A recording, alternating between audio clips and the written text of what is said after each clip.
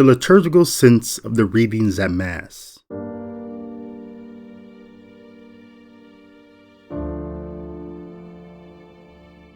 The multiplication of loaves and fishes miracle is just one of 16 didactic or teaching mysteries that all the Gospels include in their narratives.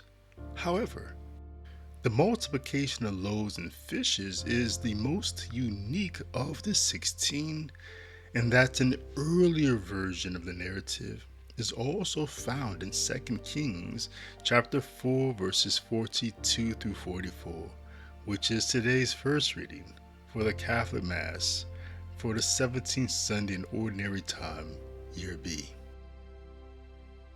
According to our first reading, during the time of King Joram, son of Ahab, when there was a famine in the land of Baal-Shalisa, there lived a man who held the first fruits of his harvest in high esteem.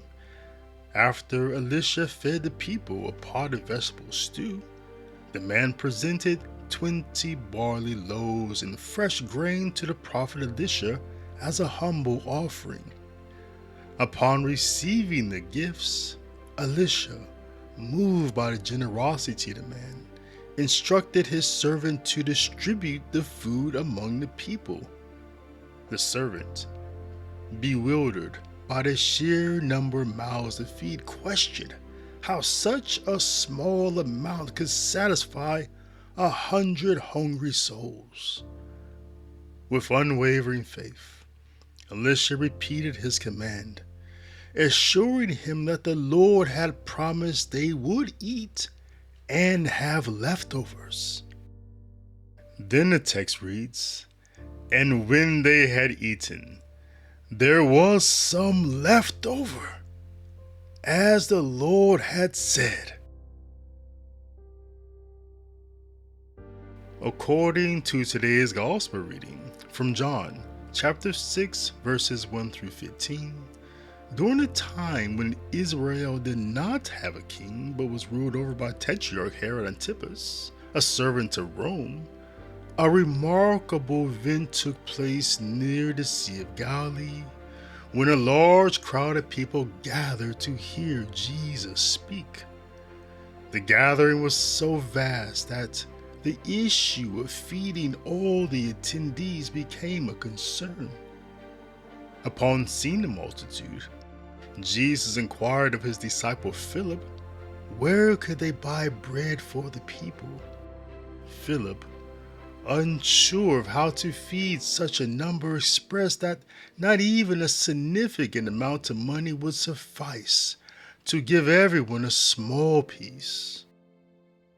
However, Andrew, another disciple, mentioned a boy who had 5 barley loaves and 2 fish. Despite the meager offering, Jesus had the crowd sit down.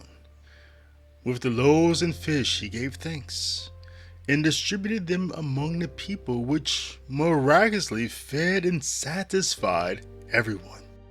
Moreover, there were even leftovers gathered, filling 12 baskets.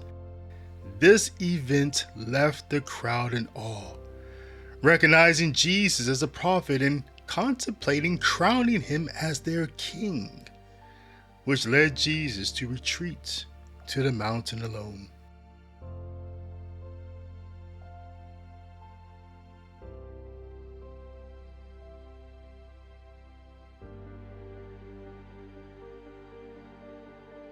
While the Gospels share 8 identical features between their narratives on the miracle of the multiplication of loaves and fishes, Elisha's miracle of the multiplication of loaves is not far behind. First, like Jesus, he traveled to the place where the miracle would occur. Second, there arose a need to feed a large crowd. Third, loaves of bread were procured by an unnamed person.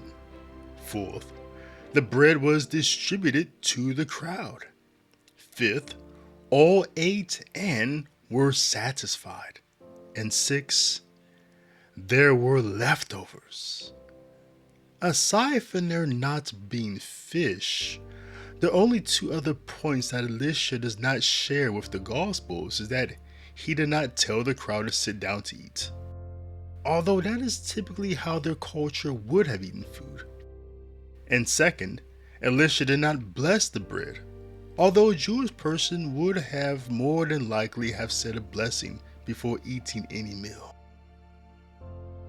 In the context of the pedagogical or didactic method of the liturgy and today's second reading from Ephesians chapter 4 verses 1 through 6, where the Apostle Paul encourages the church at Ephesus to live in the manner worthy of the call you have received, we should spend a moment contemplating the most profound similarity between this mystery and miracle, that is, the occurrence of leftovers. Leftovers usually indicate that someone intentionally or unintentionally prepared too much food. In some European cultures, leaving leftovers on your plate is considered rude, as if what the chef prepared was not to your liking.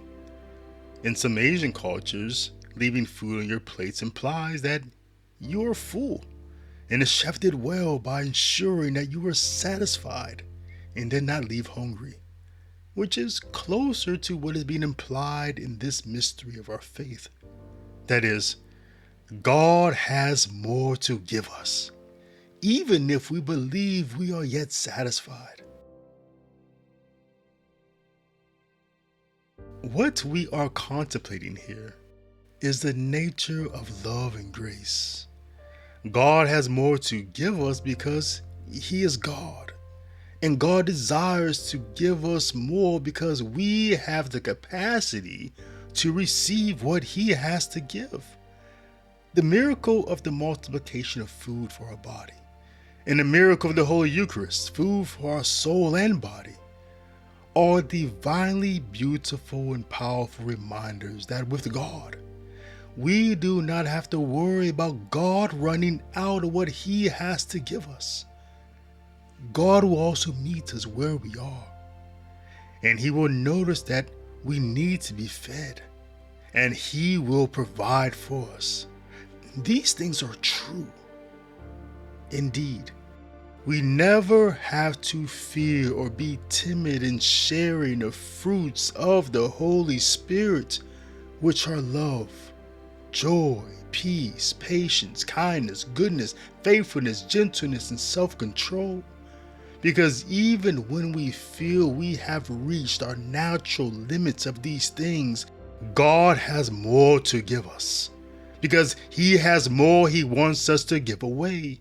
We have the capacity to never be satisfied in giving or receiving because we were created to be full of grace, love, and every good thing that God has for us.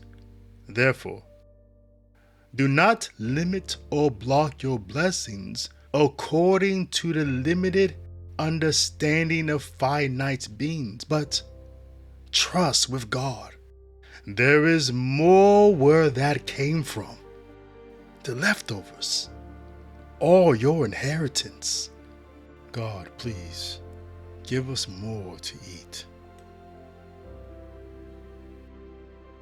This is just one way how the readings at Mass this Sunday connect to the liturgy and how the liturgy is forming us how to live our lives in the world. Be in the world which you have received through the liturgy. I am David L. Gray. Visit me online at davidlgray.info for more content and context about the liturgical sense of the Scriptures.